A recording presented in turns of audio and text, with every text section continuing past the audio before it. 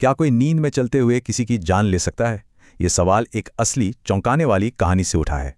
ये कहानी है केनेथ पार्क्स की।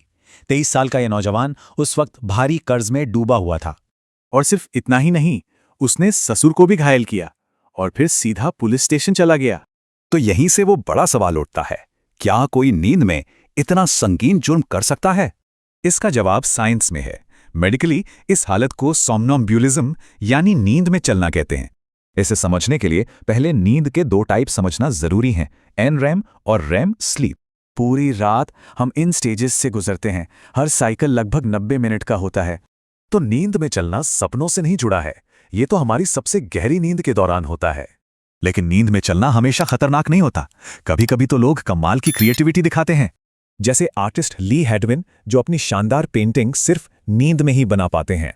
तो ये कोई जादू नहीं बल्कि दिमाग की एक गड़बड़ी है। मतलब नींद और जागने के बीच का स्विच आधा ही ऑन होता है।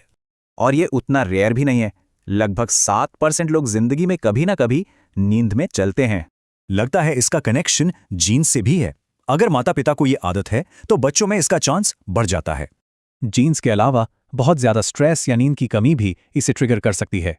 तो वापस उसी सवाल पर आते हैं, अगर कोई अपने कंट्रोल में ही नहीं है तो क्या वो मुजरिम हो सकता है? अदालतें इसे लेकर बहुत कंफ्यूज रहती हैं, क्योंकि इसे साबित करना लगभग नामुमकिन है।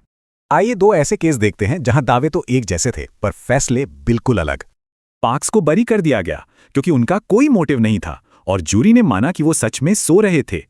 लेकिन फैलेटर को दोषी ठहराया गया। उसके काम जैसे हथियार छिपाना बहुत सोचे समझे लग रहे थे।